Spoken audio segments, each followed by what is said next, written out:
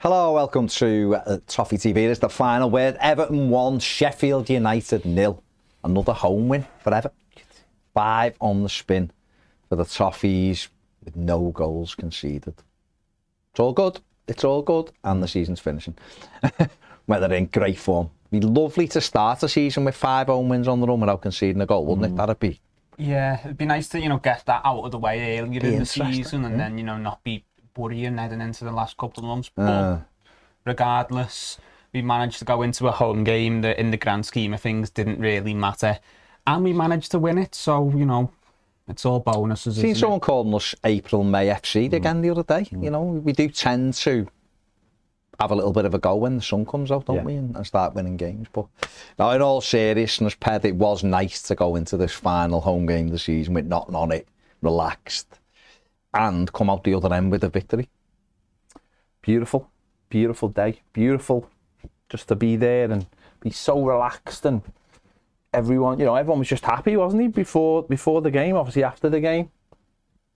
Very, very rarely has that happened for a while, so it was just good to enjoy it. And the 90 minutes weren't really a big thing, but it was nice that we did get the 3 points and push on to 48 points, obviously, Matt, and then take away 8 away from that. So yeah, it was just a nice chilled out day. I mean, Jack, we've ended with the golden 40 points, even with the 2 points deductions, which is a decent return. And I think had the 4-month period without winning a game of football not occurred, i.e. if the wins had been spread out a bit more, people would have been a bit more relaxed going into those final few weeks. But I think people would have gone, yeah, you know what, not a bad season.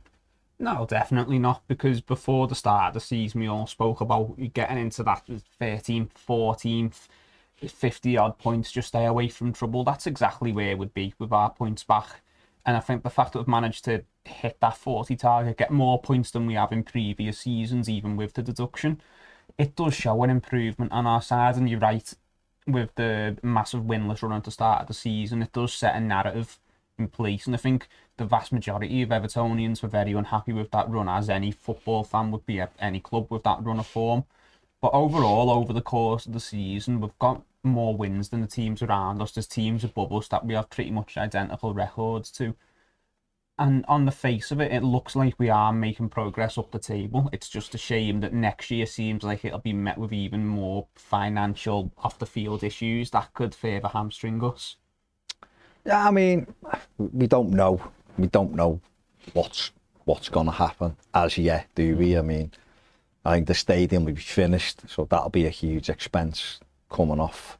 The reality is Everton needs to sort out the takeover stuff, and it needs to be done ASAP. Then I think we'll get a bit of a better feel of what's going on. But I mean, in terms of the game at the weekend, Pet, we can come back onto that before we finish. But in terms of the game at the weekend, obviously the manager named the team, but there was no Jack Harrison, and the manager's come out and said he doesn't expect them back this weekend either, which means Luton will have been the last time we wore an Everton kit. I think he's done overall. I think he's done all right this season. He's done all right. He's a hard worker. Sean Dyche kind of hinted he'd like him back again probably on loan next season.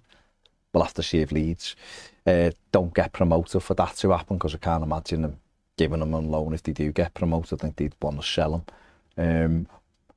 But he went with James Garner on the right. Other than that, I think it was as expected with the lineup. And Everton with a better side. I don't think there's any question there. But it was a low-intensity game on a very warm day, and a game with nothing on it, wasn't it? Yeah, I mean, it did have a testimonial pace about it. And obviously, on days like that, it's... What you do is, if you're a footballer, I don't think anyone, both sets of fans were under no illusion of what it was going to be. Obviously, there's an expectation for Evertonians that you want to win the game, of course, last home game of the season. But I don't think there was any pressure on anyone to really do anything or add any intensity. Don't get me wrong, that didn't mean people didn't work hard, but like, you know, seeing like Ashley Young doing like 30, 40 yard sprints back to make sure that their forwards didn't have time on the ball and things like that. So everyone still had the jobs. It was just that when those moments where maybe there's been a bit more high intensity, they just weren't there, and that's what you're going to get at this stage of the season when these games. So we've missed that kind of thing. We've been not used to that. So it was what it was. You can't obviously we can't sit here and over analyze this game of football. No. It was what it was, and you know it was a couple of moments in the first half which obviously were both identical, and one led to a goal and one didn't, and that was the breakthrough. And apart from that, it was just players just doing what you'd imagine, well, what we do see in pre-season a lot of the time. Well, let's have a look at one of those moments. Got the stills from the Abdoulaye Doucouré chance early on. It was a tremendous ball from James Tarkowski. Jack, great knock forward. We see the next one, Dominic Calvert-Lewin jumps through the air and pulls the ball down. Tremendous first touch. Takes him into the penalty area. You can see Doucouré joining in. And Dom does really well here. Love clever little ball through the legs of the defender to give Doucouré what should really be a tap-in for 1-0. He draws the foot back and manages to hit Fotheringham, who was man of the match overall, according to a lot of the things. But he's got to score that, Doucouré. I mean, he started the season with a very similar miss against Fulham at home. And, you know, there he's got to be a little bit cuter with his finishing, hasn't he? Just hits it straight at the lad. But brilliant play by Dom. Yeah, he has to hit it earlier, doesn't he, and put it in the corner right across the keeper. And I think he just takes a little bit too long with it and maybe gets a bit too in his own head by that time to keep his close the angle. But Dom does brilliantly, you know, just to take the ball down and to keep the momentum in itself was a feat. Then brilliantly just taking his man out of the game with the smart pass. And that all-round centre-forward play that Dom does make available to us sometimes. And when he's on that, and don't know whether it's a confidence thing, whether it's a fitness thing, whether he has to be at his physical peak to maybe show us that, or it is just he's got his mojo back, he's feeling it, and he being a bit more confident allows him to strut his stuff a bit more. But it wasn't the only time in the game Dom did something like that. But what that opens up for us is brilliant, and it was a shame that he didn't get the assist for that goal, because if Pass ever deserved an assist, it was that. Yeah, it was brilliant, Ped, wasn't it? Because it was, like Jack said, great awareness, good run by Doucouré to get himself, but he's got to put chances like that away, hasn't he? And he has missed a few of them. I know he went on and scored the goal, and his 7 goals have been huge for Everton this season. But he's had a few of those as well where you're thinking he scored, you know, basically, and he's hit the keeper with it. Yeah, then you went back there to like Fulham, and if he scores that goal, who knows how different the season is for us, getting off to a better start. No, you got to be more clinical in those positions, haven't you? You know, dink it over the goalkeeper, or even let it come across your body a little bit more, and just open it up for you know, where the keeper's obviously going down low. So yeah, it was a warning for them, and like I said, Dom's done magnificently for that. He's showed how good their all-round centre forward he is, and obviously when we look at the goal, you know, you see more of that. Let's have a look at the goal then. We may as well, because you both mentioned it. This is another really, it's a good move. It's just keep it there for a sec, Ned, because up until this point, it's a ball by Jordan Pickford up to Dominic Calvert-Lewin, who chests it off to Amadou Onana on the halfway line. And Onana plays it into Dwight McNeil, who takes it, and then Dom gets himself back round and involved. And we have it here with Dwight McNeil in that central area where he's been popping up of late. And he plays, we take it on, Ned, he plays a nice little through ball to Dom. At first I'm thinking just tuck it past him with your left foot, but he does brilliantly. Goalkeeper comes out, we take it on again, he goes round the goalkeeper. Doucouré gets himself, you know, dream this one, isn't it, when you haven't scored for 5 months.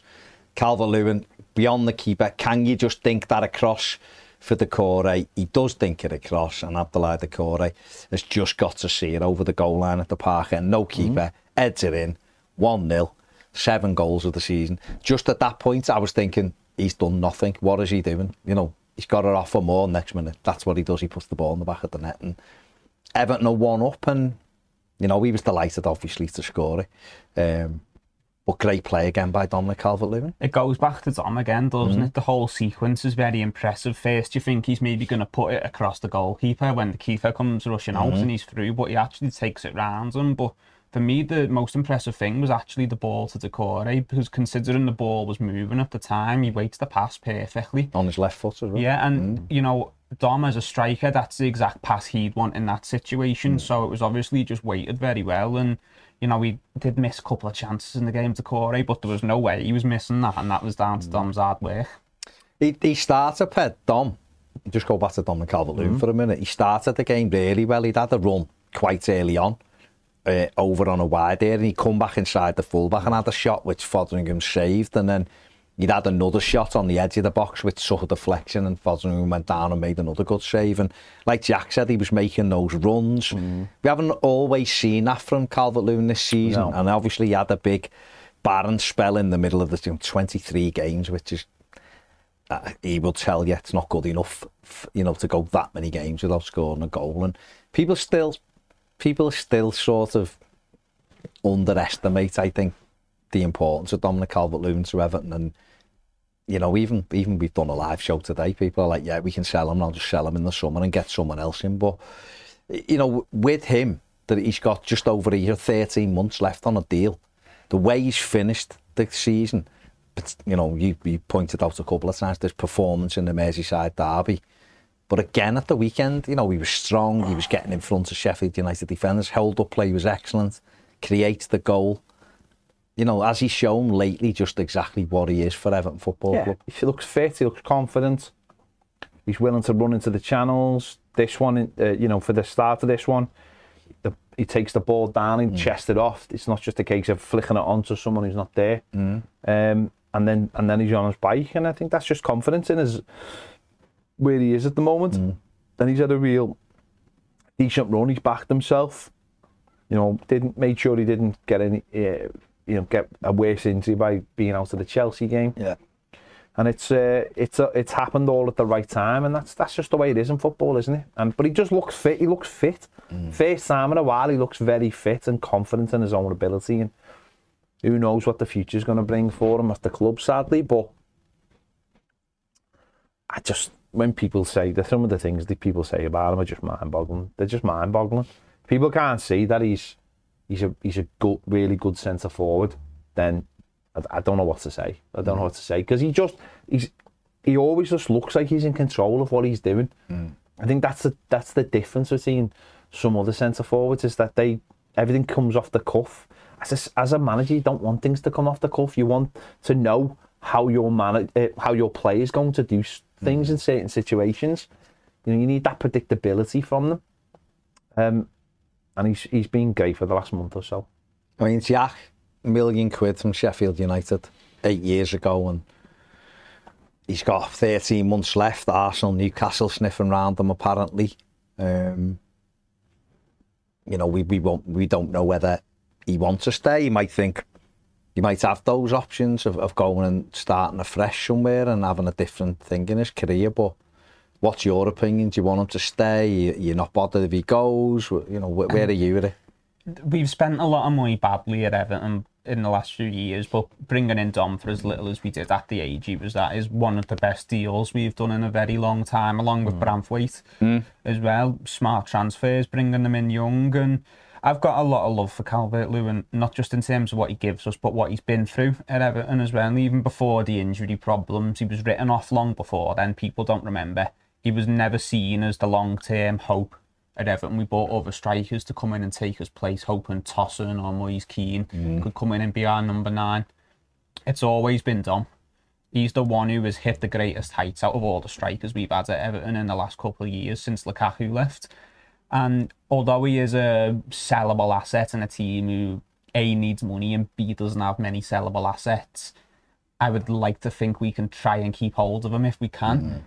It might mean making sacrifices with other players, but you can't put a price on having a good number 9 who's already at your club, who not only scores goals, but as we've seen at the weekend, gives you so much in the centre forward play as well. They are invaluable, and I know he earns big wages, and I know we could get a few £1 million for him, but what he brings to us by being at the club is worth a lot in points as well. Yeah, I mean, you know, his record will show 31 Premier League games, 7 goals, 2 assists this season, but he's come back. This has been his first proper season for a few years where he's been fit for most of it. He's had moments, of course. He had the cheekbone injury, which knocked him back a bit, I think.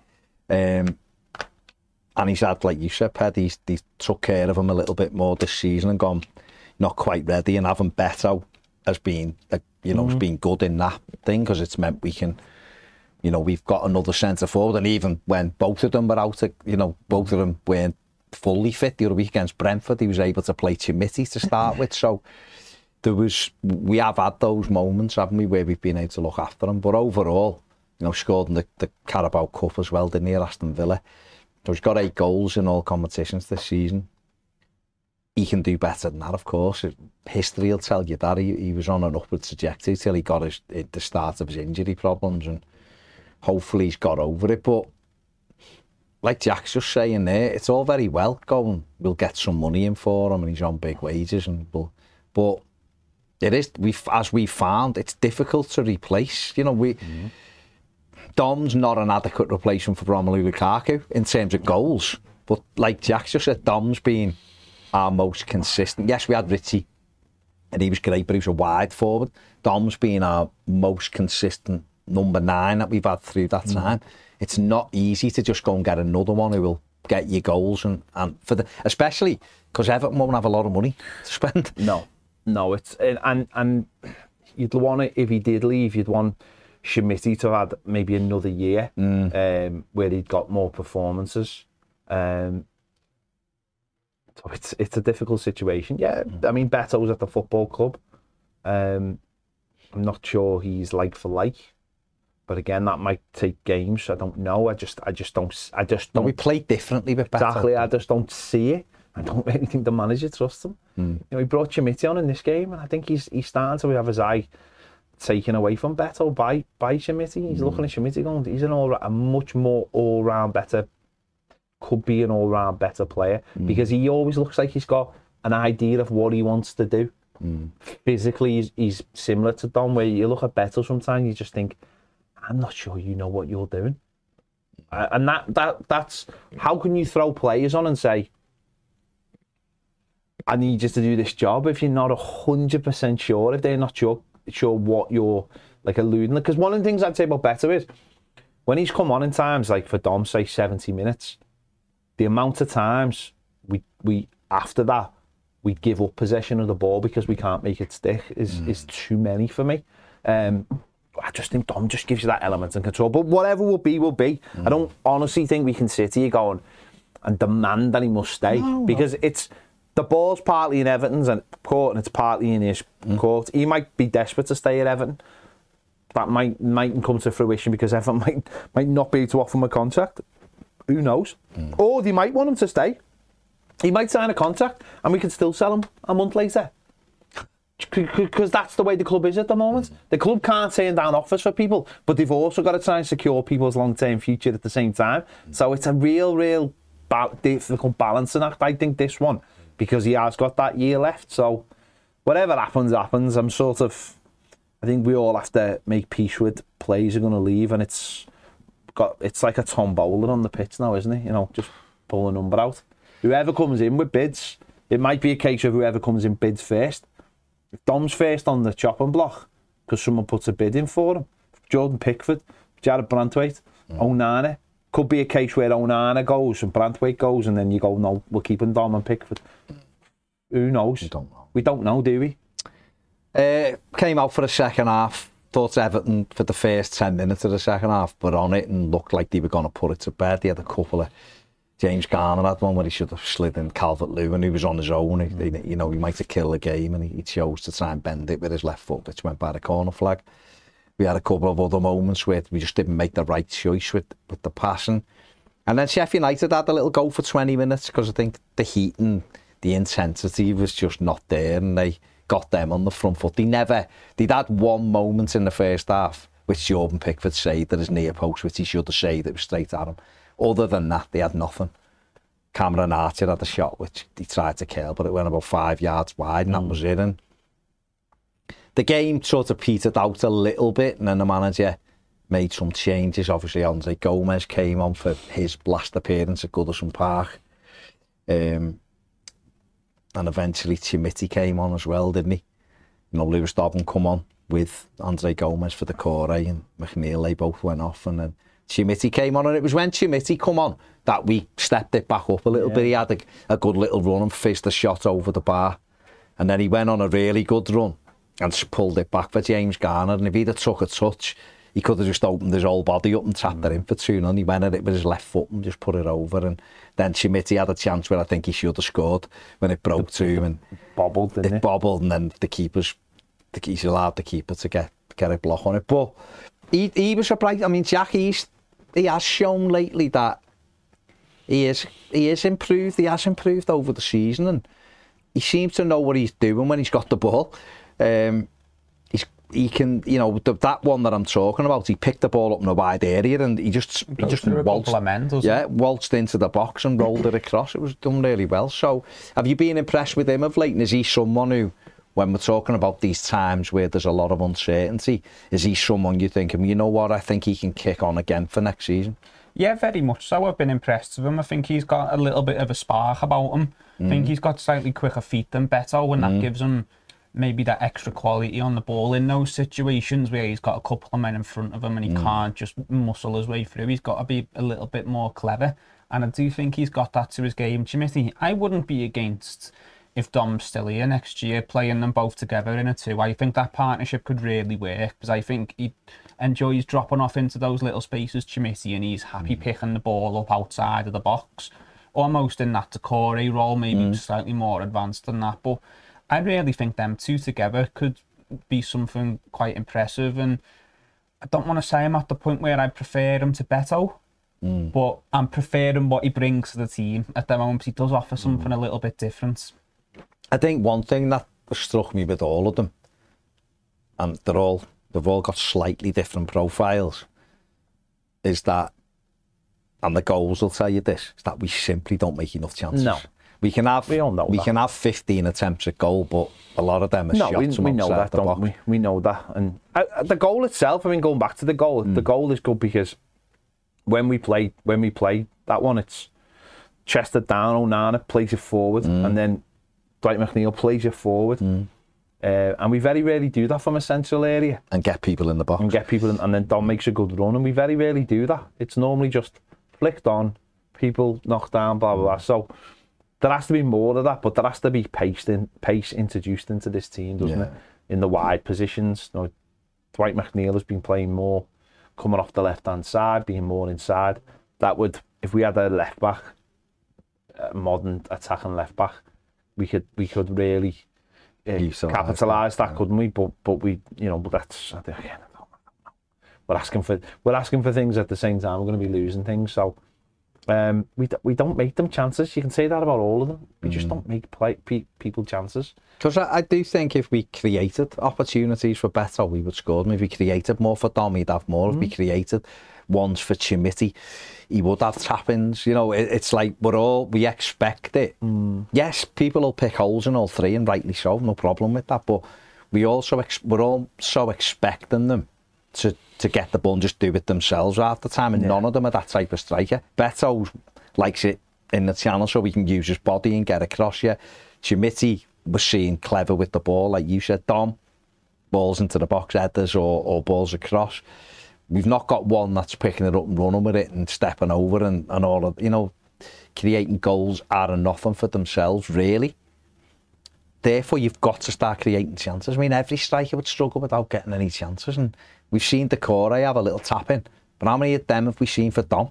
How many's Beto just had a little head over? Chimitty, there was one against Brentford the other week. But Dwight McNeil's shot across the goal and he struck his foot out and it's just gone past his toes. But have we rolled any across for Timothy to tap in? As a striker, you want him 3 of them a game. Exactly. So that, I mean, Jack, that's, as you're looking forward, that's what we've got to improve on. Yeah, definitely, because you're right in saying none of our strikers are the type to make goals for themselves, make something out of nothing. There's very few of them in football. They're the best players in the world, the ones who can do that. So, you know, rather than trying to coach any of these players to be something they're not, we need to find a way to make more chances. And I think that takes being a bit more adventurous on the ball. And you're right, it comes from the fullbacks. You need fullbacks who are given licence to overlap, so your wingers have a choice whether they come inside.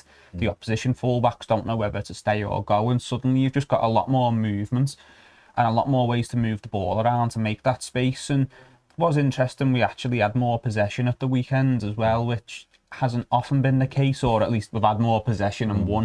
That is a big rarity in a 17, but I know we're never going to be, you know, moving the ball around like Man City or Brighton, but just get to a level where we can be a bit more comfortable, a little bit more adventurous, and a little bit more licence to attack from the fullbacks and the midfielders, and we will see these little pockets of space opening up, and we will have balls flying across the box more, and just rack up a few more goals.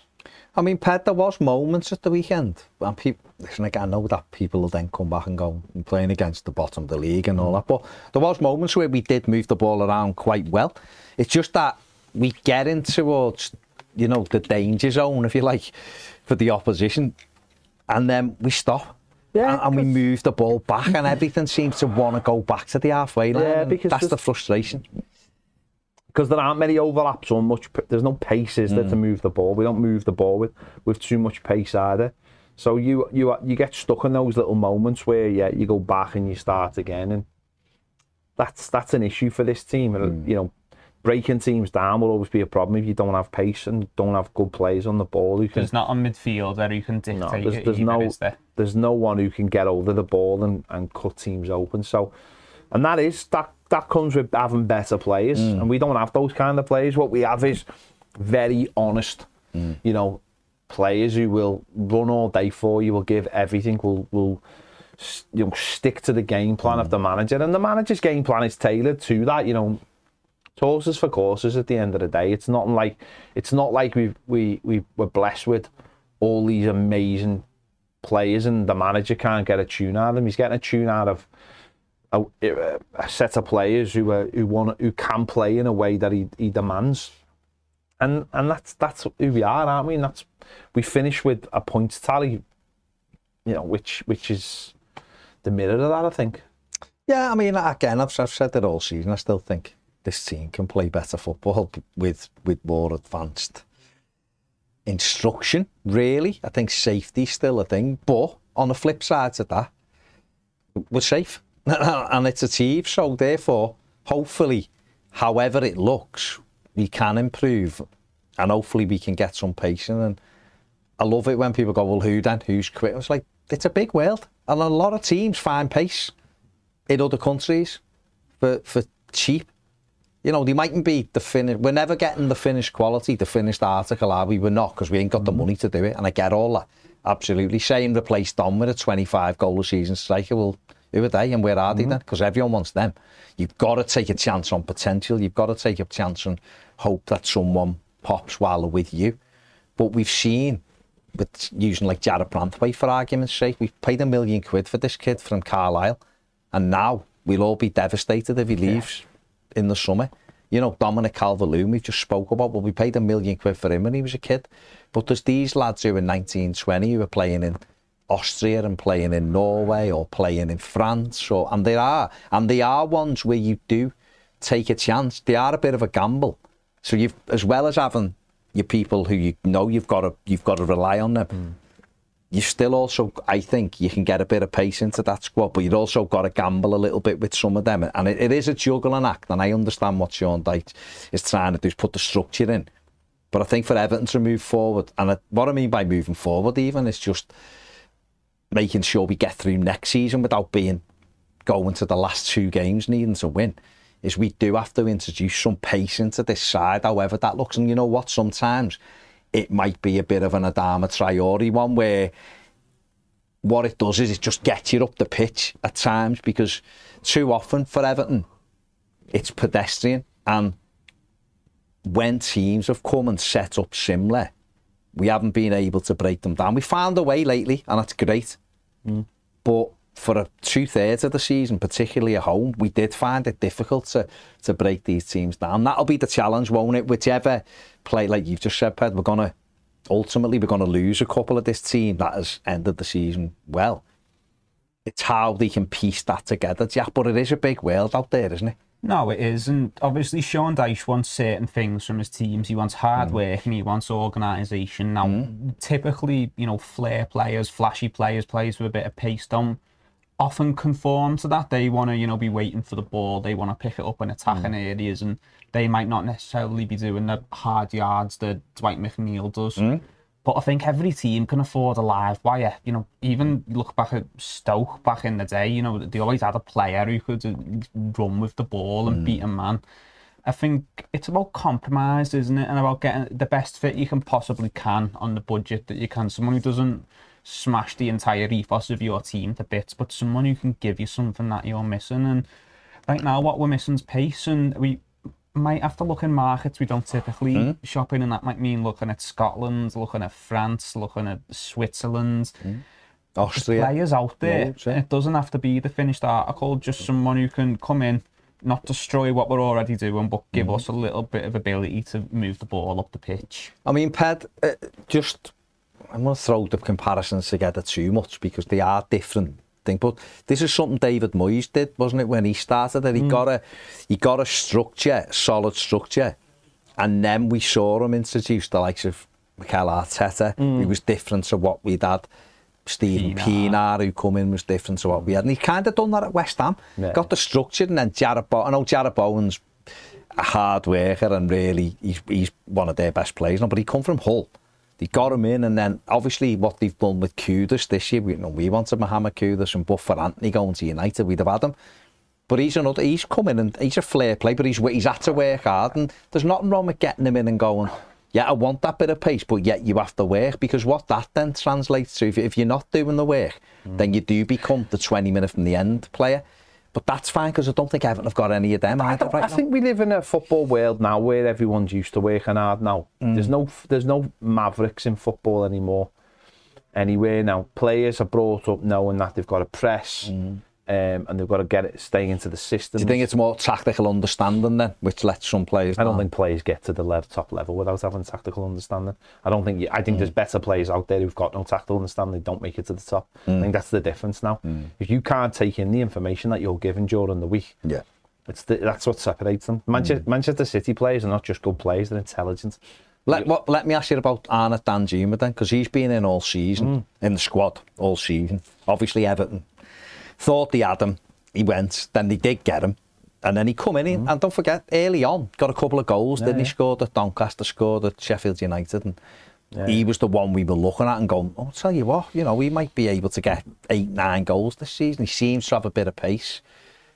Why do you think that's not happening this season for him then? Because he's brain dead. No, that's it. Can he take that instruction, or does he not want to do the work? What do you think? I don't know, because I can't speak for him. But he obviously can't retain the information that he's given to him in a game. He lets instincts dictate his own natural game over what the manager wants, and there's only one winner in that. We see that everywhere in football. We see that with Pep Guardiola and people like Cancelo. We see that everywhere in football. If you do not do what the manager tells you to do, you will be out the team. And there's this sort of thing, and I think you get this from pundits who don't, when you listen to a pundit and you go, oh, all our manager told us to do was just go out there and do a bit. And it's like, well, you shouldn't be on telly talking about this then, mate, because the game is completely different. And now, you do exactly what you're told, and you don't deviate. And if you do, you're off the pitch.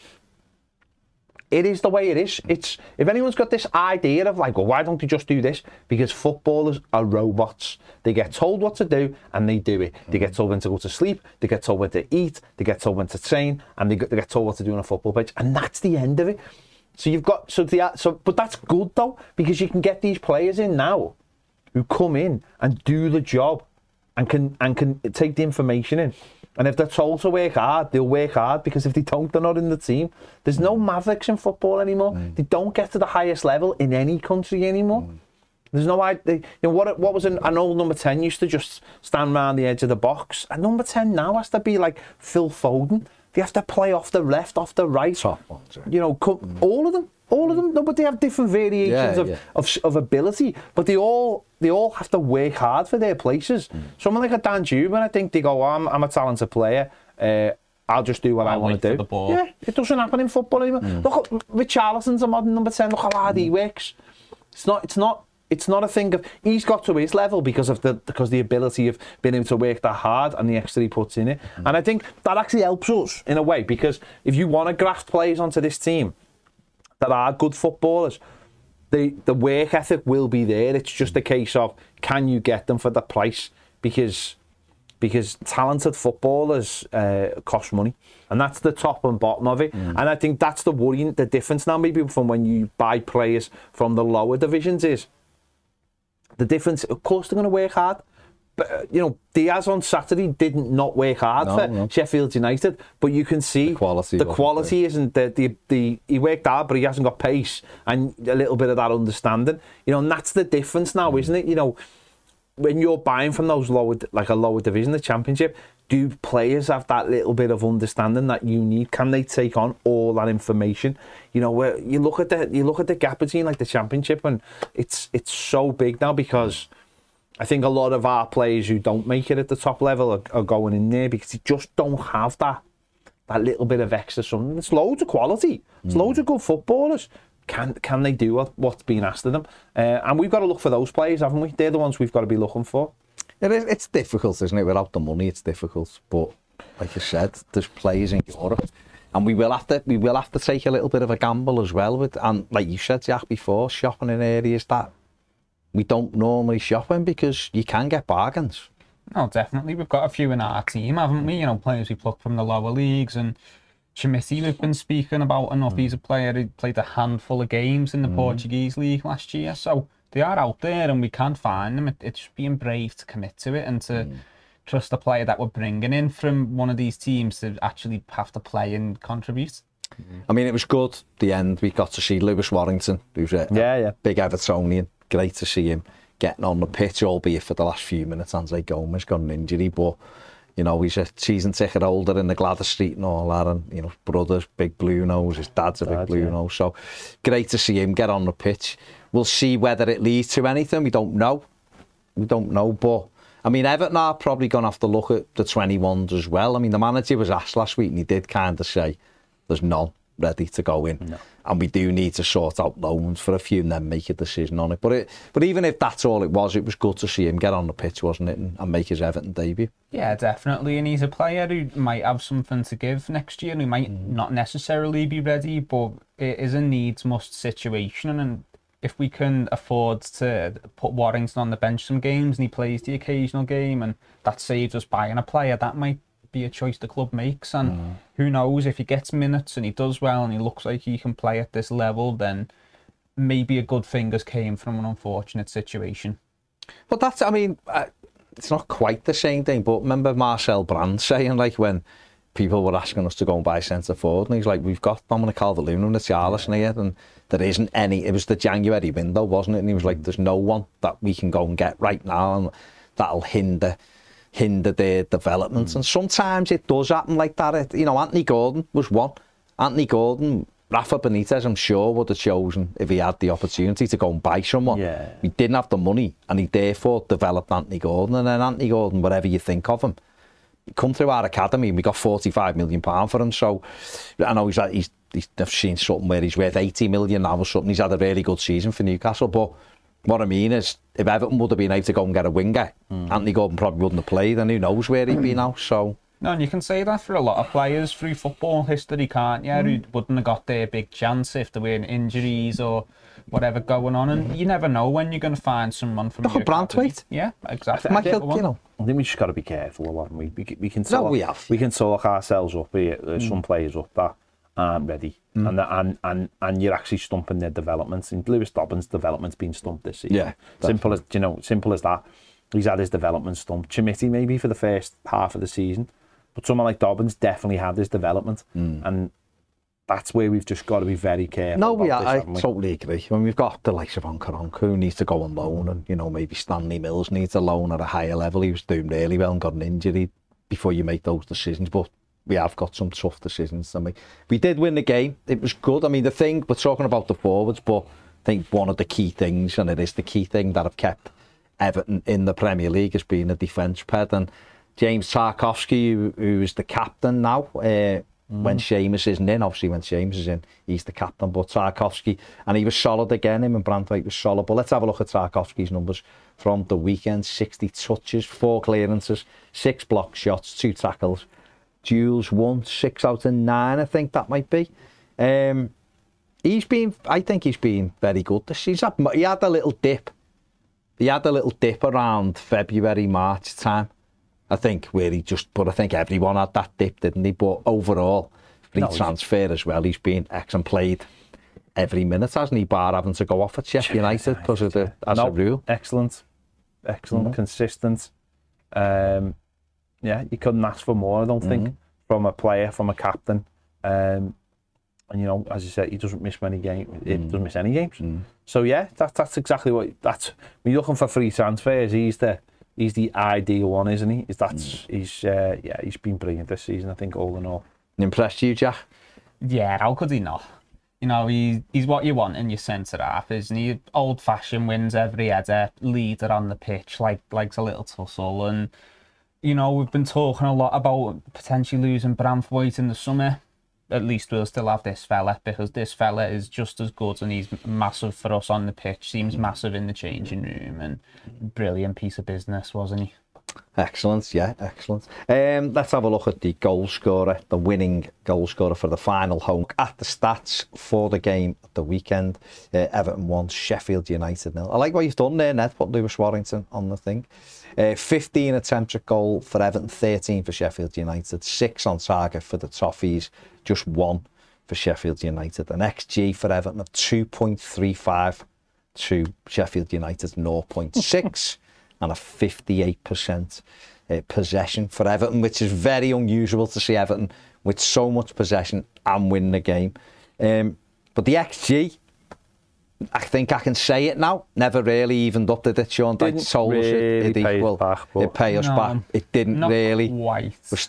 We still don't score anywhere near enough goals. Maybe next season we'll get the extras. Well, hopefully. Take them over. Are we still the second lowest scorers? Can we cash them in next year? Or do they expire? No one knows. It's hard to say. We do need to be more proficient in front of goal, and that would make our season a lot more comfortable, I think, if we can maintain the defensive side of it. So there you go, Everton won the final. I can't believe we got 50 minutes out of this. I don't know why we did either. Well, because we talked about other things, not just the game. So there you go. Let us know what you think in the comments section below. Make sure you hit the subscribe button, like the video as well. We will be carrying on Toffee TV Premier channel. If you want to become a Premier member, the link is in the description. The QR code's on the screen now. You get no adverts on that one. See you later.